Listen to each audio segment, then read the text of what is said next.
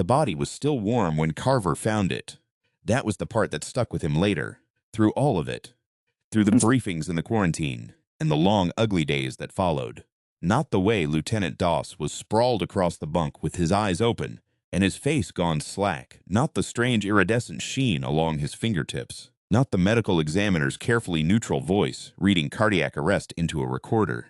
What stayed with Carver was the warmth, like the man had simply decided to stop, mid-sentence, mid-breath, like something had used him up completely and then walked away. He stood in the doorway of the forward berth for a long moment, hands in his pockets, not touching anything. The ventilation hummed. The ship moved through the dark at a speed that made distance meaningless. "Third one," said Reyes, appearing at his shoulder. She was the station's chief medical officer, and she had the particular exhaustion of someone who had stopped sleeping because sleep was a luxury the situation hadn't offered. "Third one in 11 days. Same presentation? Cardiovascular collapse, extreme endocrine disruption, and that." She pointed at Doss's fingers, the iridescence. "All 3 of them." Carver finally stepped into the room. He crouched beside the bunk, not touching, just looking. The shimmer along the dead man's skin wasn't quite bioluminescence. It was more like the light you saw on beetle wings, a structural thing. The surface rearranged at a molecular level to do something other than what skin was supposed to do. "He was with anyone last night?" Reyes was quiet for a beat too long. "The logs show he badged into Dr. Vasquez's quarters at 2200 hours, she said. He didn't badge out." Carver stood. "Where's Vasquez now?" "That's the other thing I needed to tell you." The Kepler Meridian Research Station had been operational for 14 months when the Ethon probe returned. That was how everyone described it afterward. The probe returned, as though it had simply come home, as though nothing else had come back with it. The official language was cautious and technical and fundamentally dishonest, which Carver had recognized the moment he'd read the initial debrief sitting in a government office on Earth with fluorescent lights buzzing overhead and a man across the desk from him who kept saying, "anomalous biological payload" instead of organism. He'd taken the posting anyway. He was an investigator. You didn't turn down the only case worth having. The station was built into the hollowed-out core of a deep survey asteroid. 14 kilometers of tunnels and labs, and pressurized living quarters arranged around a central atrium that the crew had filled with hydroponics. Real dirt, real plants, something green in all that dark. Carver had stood in that atrium on his first day and watched the grow lights cycle through their dawn simulation and thought that it was the most human thing he'd ever seen, this insistence on growing tomatoes in the void. Now, standing outside Dr. Vasquez's quarters, he thought about that insistence differently. Humans drag their biology everywhere. They need the light. They need the warmth. They need the green. They carry their vulnerabilities like luggage, convinced the universe will make accommodations. The universe, as it turned out, had noticed. "Override," he said, and held his clearance badge to the panel. The door slid back. The room beyond was dark except for the blue wash of a specimen display screen, and in that blue light sat Elena Vasquez, completely still, her hands folded in her lap, her face aimed at the wall. She didn't turn when the door opened. Dr. Vasquez, nothing. "Elena." She turned then, and Carver had the brief, disorienting sensation of looking at a face he recognized on a person he didn't know at all. Vasquez had been one of the station's xenobiologists. Young, sharp, with a habit of talking too fast when something excited her, and a laugh that carried down corridors. He'd spoken to her twice since his arrival. He'd liked her. The woman sitting in the blue light had her face, her eyes, her collarbone and hands. But the eyes were doing something he'd never seen human eyes do, a slow lateral tracking that reminded him, powerfully and wrongly, of the footage he'd watched from the probe's survey cameras. The footage of the colony. "You should leave," she said. Her voice was flat and layered, 2 or 3 tones braided together where there should have been one. "This is not a situation that ends well for you." Carver didn't leave. "Where were you at 2200 last night?" "With Lieutenant Doss. He's dead. Yes. You don't seem distressed by that." She tilted her head at an angle that the human neck could achieve, but rarely chose. "I was distressed," she said, "when I still had the capacity for it. That was some time ago, before the process completed." A pause, and for just a moment something moved across her face that he couldn't name. Not grief, exactly, but its ghost, the shape left behind when the actual feeling had been scraped away. "There is one part of her left," Vasquez said. And he understood she meant herself, speaking about herself in the third person, with the calm of a translator describing a foreign custom. One part that would like to tell you something before I remove it. Carver didn't move. Tell me. Don't come to the lab, she said. Don't go to Dr. Harlan. Don't look at the chrysalis. The layered voice went strange, pulled in two directions at once, the flat alien cadence dragging against something that was fighting to surface. There are 9 of us now. There will be more. The process is, she stopped. The ghost grief crossed her face again, and for just a second he saw Elena Vasquez looking out through her own eyes like a woman behind glass. The process is beautiful, she said, and it was impossible to tell which one of them meant it. Tell them to run. Then the thing that lived behind Elena Vasquez's face closed the shutters, and she went still again, and he was alone in the room with something that wore a human woman like a coat. He filed his initial report in the station's secure communications room, writing fast, with the economical phrasing of a man who has learned that panic transmitted over official channels mostly results in delays. He wrote, 3 dead, cardiac arrest, anomalous physiological changes in the deceased, behavioral deviation in at least 1 known contact. Recommend immediate quarantine and investigation of Laboratory Block 7. He did not write. I believe something arrived on the probe, and it is changing our people into something else, because he'd seen how sentences like that were processed and where they ended up. He sent the report. Then he sat back in his chair and stared at the ceiling and thought about what Vasquez had said. Don't look at the chrysalis. He thought about Dr. Harlan. Mira Harlan, the station's head of xenobiological research, who had been the lead scientist on the Ethan probe recovery. Quiet woman, 50s, gray-streaked hair always pulled back into something practical. He'd seen her in the atrium twice, standing among the tomato plants with a tablet, frowning at whatever data she was reviewing. She'd smiled at him once, briefly, a professional smile, the kind that meant I acknowledge your presence and now I am returning to work. He pulled her file. Read it. Then he pulled the probe recovery logs and read those, and halfway through page 4, he found the first thing that didn't make sense. A 12-hour gap in the station's atmospheric containment records, 6 weeks ago. 8 hours after the probe had been brought aboard. 12 hours during which the sensors in Lab Block 7 had returned nothing at all. Not malfunction readings, not errors, nothing. As though that section of the station had been gently excised from reality for half a day and then stitched back in. He cross-referenced the personnel logs. 17 people had badged into Block 7 during the normal shift that day. All 17 had badged out, but 11 of those badge-outs had occurred within 40 minutes of each other. In the middle of the night, between 03 Heroed and 0340 hours, which was not a normal shift pattern for anything. He wrote 11 names on a piece of paper. Doss was on the list. He recognized 2 others from station briefings. He didn't recognize the rest, which meant they were probably lab personnel who moved in circles he hadn't been monitoring. He was on his way to find the station's security chief when he ran into Reyes in the main corridor, and she grabbed his arm without preamble and steered him sideways into an equipment alcove. I ran the metabolic panels, she said, low and fast, on the 3 deceased and on 6 living crew members who logged significant contact with Lab Block 7 in the past 6 weeks. And the 3 deceased are easy: cardiac collapse, endocrine crash, the iridescence. Whatever the process is, it costs the host something. The males don't survive it. She paused, pressing her lips together. The living crew members are different. The 6 I tested, 4 women, 2 men. The men are clean. The women are. She stopped again. Tell me. Elevated core temperature. Increased mitochondrial activity, off the charts. Anomalous protein structures in the bloodstream that I cannot identify, and the eyes. She looked at him. If you get them in direct light and you look, there's a refractive quality to the iris, like looking at oil on water. You'd miss it if you weren't looking for it. Carver thought of Vasquez in the blue light, the lateral tracking, the oil on water eyes. How are they behaving? Normally, said Reyes. That's what scares me. They're attending their shifts, eating in the commissary, logging their work. They are completely indistinguishable until they aren't. She reached into her coat and produced a tablet, pulling up an image. It was a screenshot from the commissary's overhead camera. 4 women at a table, talking, laughing, and in front of 2 of them, coffee mugs, and in one of those mugs a pile of sugar packets, 8 or 9 of them, the paper still crumpled beside the mug. Metabolic requirement, Reyes said. The process burns glucose at roughly 4 times the human baseline. They need the sugar. They can't help it. Carver stared at the image, something so small.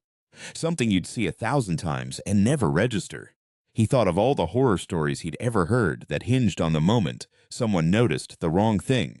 The footprint, the locked door, the extra sugar, and thought the human brain was remarkable for noticing and remarkable for not noticing.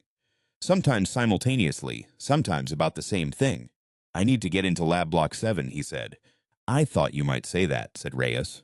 "I'm going with you." They went at 400 hours when the station's population was at its lowest ebb, when even the insomniacs were making their last orbits of the common spaces before giving up and returning to their bunks. The corridor to Block 7 was empty, the overhead lights in their nighttime low-power setting, everything tinted amber and slow. Reyes had a medical override that got them through the first 2 doors. After that, Carver's investigative clearance carried them to the inner lab, and they stood in the airlock between the outer and inner chambers and waited for the cycling to complete and said nothing to each other. The inner lab was cold. Carver had expected that, somehow. It felt like a space that had decided temperature was an inefficiency and adjusted accordingly. The specimen tables along the walls held the usual material of xenobiological research. Sample containers, analysis equipment, the long articulated arms of the remote handling rigs, but all of it had been pushed to the periphery, arranged in a rough circle around the center of the room. In the center of the room was the chrysalis. He'd been told not to look at it. He looked at it anyway, because that was the kind of man he was, and because there was information in the looking, and because the alternative was to stand in a cold room, averting his eyes from the most important thing in it. It was approximately 2 meters tall and roughly oval in cross-section, and it was made of something that was neither metal nor organic tissue, but occupied the uncomfortable space between them. A substance that shifted in the light the way Vasquez's eyes had shifted, iridescent and deep, and somehow indicating depth that the physical dimensions didn't support. It was warm. He could feel the warmth from 3 meters away, a gentle radiant heat, a fever heat, the heat of a process underway. "There's another one forming," said Reyes, her voice barely audible. He looked where she was pointing. In the far corner, partially concealed behind one of the displaced specimen tables, a second structure was taking shape. Smaller, newer, the iridescent shell still translucent enough that he could see the dark figure suspended inside it. He looked at it for exactly as long as he needed to and then looked away. "The organism from the probe," he said, "it's not just parasitic, it's converting. Yes, it takes a host, and then remakes the host. Continues the process," Reyes finished, voluntarily, enthusiastically. She paused. Elena Vasquez was a brilliant scientist. Whatever she is now, she still has those skills. She's not being compelled. She's been convinced. Or she's been rewritten thoroughly enough that the conviction feels genuine. Carver stood in the cold lab and thought about that. There was something almost admirable about it as a strategy. Not invasion, not conquest, not the brute force approach that sci-fi had trained everyone to expect. No ships in the sky, no weapons. Just an organism that had evolved over whatever span of time to find the most efficient vector for its own propagation. That vector was intimacy. That vector was the most human of human vulnerabilities, the desire to be close to someone. He thought about Vasquez's voice, doubled and layered. He thought about the ghost grief on her face, the part of her that was still fighting, that had warned him. "Can the process be reversed?" he asked. Reyes was quiet for a long time. "I don't know. I don't think anyone's tried. I'm not sure the question has come up in any scenario the organism has encountered before." She looked at the chrysalis. "I think we're the first species it's met that would think to ask." Dr. Mira Harlan was in her personal quarters, awake, sitting at a desk covered in papers that weren't research notes. Carver recognized them when he stepped into the room, personnel files. His personnel file was on top. She'd known he was coming. She was a small, composed woman, and she looked up at him with the oil-on-water eyes and none of the pretense that Vasquez had briefly maintained. Whatever was left of Mira Harlan had made its peace with what she'd become and wasn't interested in performing grief for his benefit. "How long have you been converted?" he asked. 7 weeks, she said. "I was the first. The probe organism needed a host with sufficient technical knowledge to understand the process and refine it. I was the logical choice." She said it the way someone might describe being selected for a promotion. Pride and factuality, perfectly blended. You refined it. The original process was inefficient. The host required significant preparation. I improved the metabolic synchronization. It's much faster now. A small, unreadable smile. I'm good at my work. And the men? Das Pellegrino Chen? The smile didn't change. An incompatibility. The conversion process interfaces with mitochondrial DNA in a way that the male genome can't sustain. We've been working on it. We'll solve it eventually. A pause. They weren't in pain. I want you to know that. What they felt, at the end, they were content. Carver sat down in the chair across from her without being invited. The old investigator's trick of making yourself comfortable in someone else's space. Of refusing the power dynamic. Here's what I want to know, he said. The organism that came back on the probe. Where did it come from? What does it want? Harlan considered this as though it were a genuine question and not an interrogation. It comes from a system we haven't cataloged yet. A gas giant's moon. Dense biosphere, high radiation. It evolved under pressure. We can barely conceptualize. She folded her hands. What it wants is what every successful organism wants. Continuation. Propagation. To persist. She tilted her head the same wrong angle as Vasquez. It found us extraordinary, incidentally. Our DNA is, the word it uses, translated loosely, is resonant. We are, apparently, the most compatible substrate it has ever encountered. You should find that flattering. I find it alarming. Of course you do. You're still fully human. She said it without contempt, which was somehow worse. You still operate from the assumption that what you are now is what you should remain. The organism simply has a different perspective. The organism doesn't get a vote, Carver said. This is our station, our people, our biology. Yes, Harlan nodded slowly. And that's why you're going to try to destroy the chrysalis. Yes, and you think I'm going to try to stop you. Aren't you? She was quiet for a long moment. The hum of the ventilation filled the silence. Outside, somewhere in the station's corridors, the grow lights were beginning their slow cycle toward dawn, and Carver thought about tomatoes again absurdly, about the absolute pig-headed human insistence on growing things in impossible places. There is something I want you to understand, Harlan said at last. I don't experience what I am now as a loss. I experience it as expansion. The organism didn't take anything from me, it added. She paused. But Vasquez told you to run, didn't she? She did. She is still divided. The integration isn't complete in all of us. The original consciousness persists longer in some hosts than others. Another pause, more careful. I retain my memories of being fully human. I remember what it was like to value what you value. And I can tell you, investigator, that the part of me that remembers, that part understands why you're going to do what you're going to do. She looked at him steadily. That part respects it. Carver stood. I need the schematics for the chrysalis's power source. Harlan reached into her desk drawer and produced a tablet, set it on the desk in front of him. He looked at it, looked at her. Why? Because the part of me that remembers, she said, gets one last decision, and this is the one it's making. Reyes met him in the corridor outside. He handed her the tablet without explanation, and they moved fast, back toward Block 7, back toward the cold lab, and the iridescent shell, and the warm, dark figure suspended inside it. The power source is a resonance array, Reyes said, reading as she walked. Biological, not electronic. It's drawing from the station's own electromagnetic field, converting it. If you disrupt the frequency, the shell destabilizes. The shell destabilizes, the conversion process collapses, and anything mid-transition. She stopped walking for just a moment. It won't be clean. No, Carver agreed, it won't be. They had made it back to the Block 7 airlock when the corridor behind them filled with people. 6 women, moving together, with the unnerving synchronicity of things that share a signal. He recognized 2 of them from Reyes's list, lab personnel, fully converted, their oil-on-water eyes catching the amber corridor light. They weren't running. They didn't need to run. They moved with the unhurried certainty of organisms that had long ago calculated every exit. Reyes grabbed his arm. There's a maintenance shaft. I see it. They ran. The 6 women behind them didn't break into a run, which was somehow more frightening than pursuit.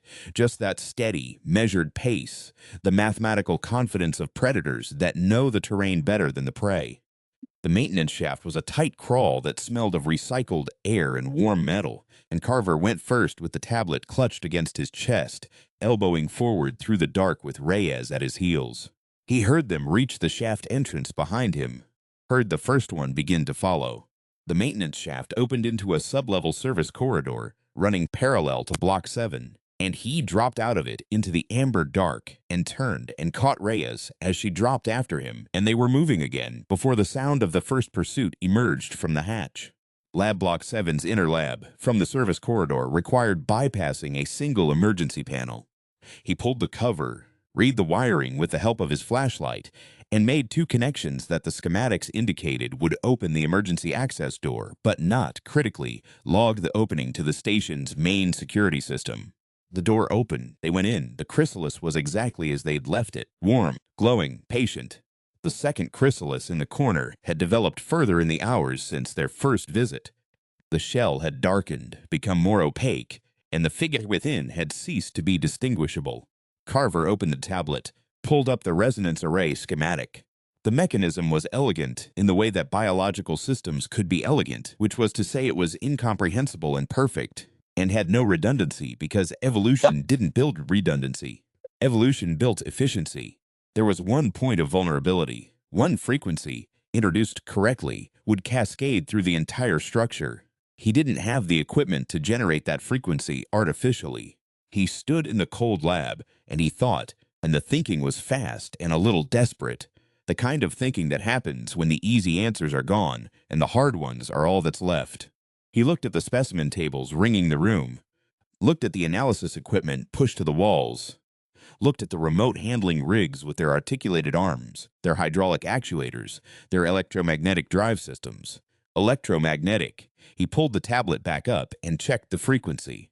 The drive systems of the remote handling rigs operated at a base frequency of 48 Hz. The chrysalis resonance array was tuned to 48 Hz as the fundamental input. A discharge from 4 of the rigs simultaneously, aimed at the central structure.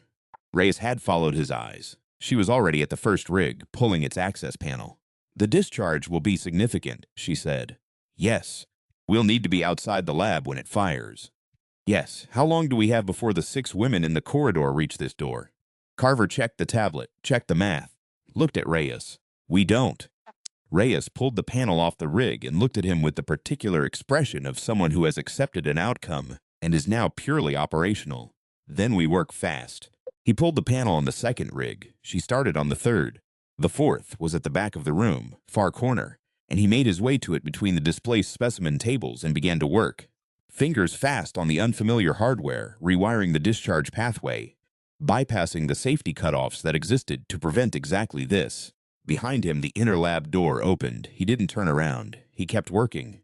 He heard Reyes say something sharp and then go quiet, and in his peripheral vision he saw 2 figures at the door, Harlan and one of the others, both still, both watching him. "You have the schematics," Harlan said. "Not a question. You gave them to me." "Yes." A pause. "I wanted to see if you could figure it out. I figured it out." "You did." He heard something in her voice, something layered and strange, 2 tonalities pulling against each other. "Investigator. The process, once complete in a closed environment, it will self-sustain indefinitely. There are 31 women on this station.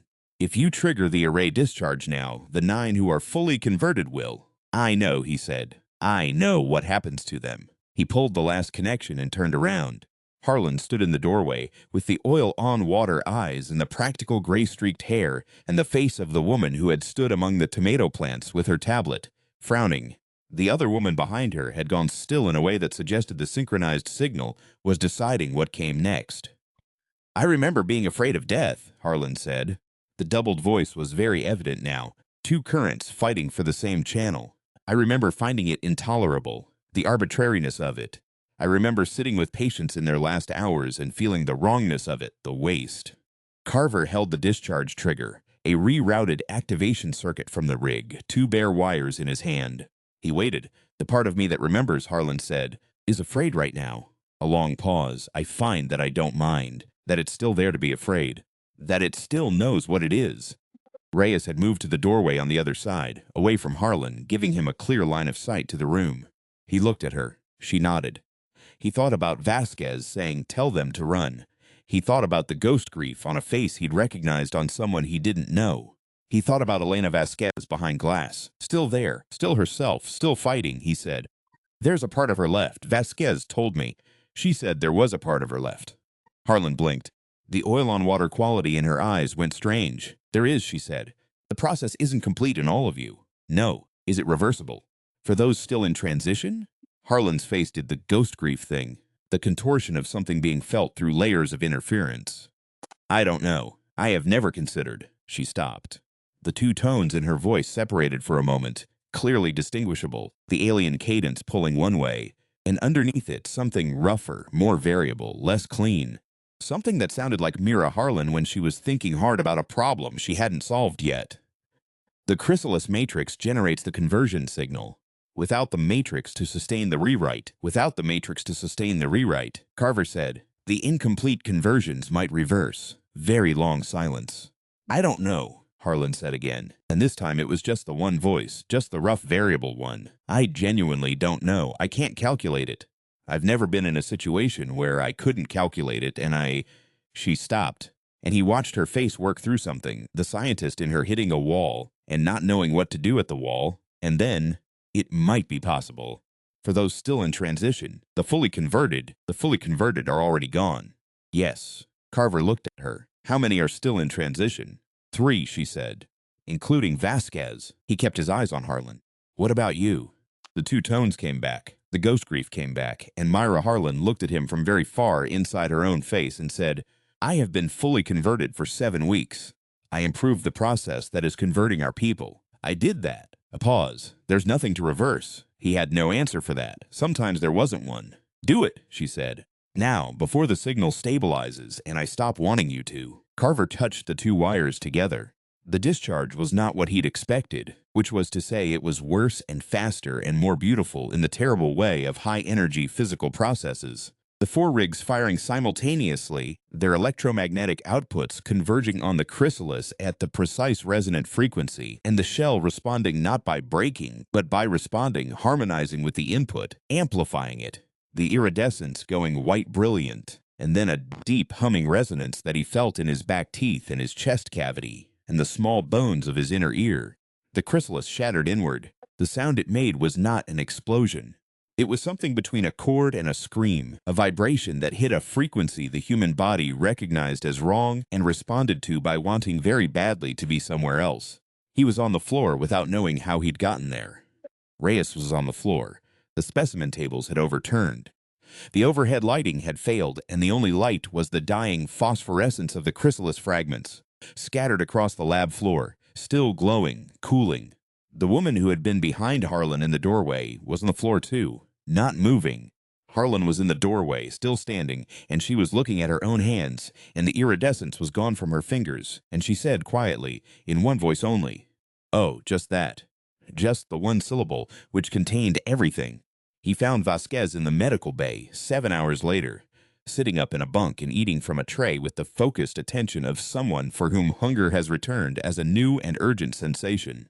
She had asked for something sweet and had been given fruit, and she was working through it methodically and not looking at the wall. She looked up when he came in. "How much do you remember?" he asked. "Everything," she said. "I remember all of it." She put the fruit down. "I remember what it felt like. The expansion," she called it. "Harlan. I remember. I understand why she said it like that. Why it didn't feel like loss from the inside." She looked at her hands, both hands, turning them over. "I also remember watching myself walk into Doss's quarters, and I remember what happened, and I remember not being able to stop it." She put her hands down.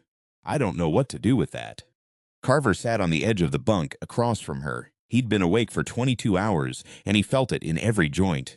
"Reyes thinks the reversal worked because the conversion signal was still writing," he said. "The matrix was sustaining the process. Without it, the process ran backwards." He paused. "The fully converted ones didn't make it." Vasquez nodded. She'd been told. 8 women, she said. 8. And Harlan. "Harlan is." He paused. He'd spoken with Harlan twice since the lab. Brief conversations, careful ones. She'd lost the doubled voice. She'd lost the oil-on-water eyes. She was sitting in medical bay bed 3 with an IV in her arm, and she was answering Reyes's questions, and she looked, in all observable ways, entirely human. But she remembered 7 weeks of being something else, and she remembered choosing to help him, and she wasn't sure what to make of either. "Harlan is here," he said. "That's something. That's something," he agreed. Vasquez picked up the fruit again, ate in silence for a moment. "Then what happens now?" "To the organism. The probe is being decommissioned. The samples Harlan collected are being quarantined under conditions that don't allow for electromagnetic propagation. Earth's going to want to study it." He looked at the ceiling. "Which is the part that worries me." Humans can't help it, said Vasquez. We find something we don't understand and we have to take it apart. Yeah, it's the same thing the organism was doing. In its own way. She looked at him, looking for something resonant, looking for what fits. He thought about that, about the organism traveling through the dark on a probe, dormant, patient, carrying its elegant, devastating code toward a species it hadn't met yet and couldn't have known would be exactly what it needed. He thought about the tomatoes in the atrium, stubbornly green, and about the fact that the atrium's grow lights had survived the resonance discharge and were currently cycling through their dawn simulation for an audience of exactly nobody, just performing mourning for an empty room, because that was what they'd been built to do. He thought about Mira Harlan saying, "I don't know," and the roughness in her voice when she said it. The scientist at the wall, still a scientist. "We're very hard to stop," he said finally. "As a species, that's the thing. Not because we're strong or fast or because we have better weapons." He looked at Vasquez. "We're hard to stop because we keep finding the one part of any situation that nobody else thought to check." He paused. 8 women died. Dawson, Pellegrino, and Chen died. The station's going to be in quarantine for 6 months. This was not a victory. "No," said Vasquez. "But we're still here." Vasquez ate the last of the fruit, set the tray aside, looked out the small porthole at the black, the absolute black, the dark between stars where things traveled that had no name for themselves and no concept of what they were moving toward. "We're still here," she said. Outside at 48 hertz, the grow lights hummed. Morning came to the atrium again, as it always did, as it had been built to do. The tomatoes grew toward it, the way anything alive grows toward warmth, the way the universe apparently grows toward anything stubborn enough to keep reaching. The station moved through the dark. Nobody slept. Not yet. But eventually they would. That was the other very human thing, knowing when the crisis had passed enough to close your eyes, even if only for a little while, even in the dark. Even with the questions still unanswered and the samples in quarantine and the dead not yet properly mourned. You close your eyes, you rest, and in the morning you start to figure out what comes next. Some things the void had learned could not be converted. They could only be outlasted. And humanity had always been extraordinary at lasting.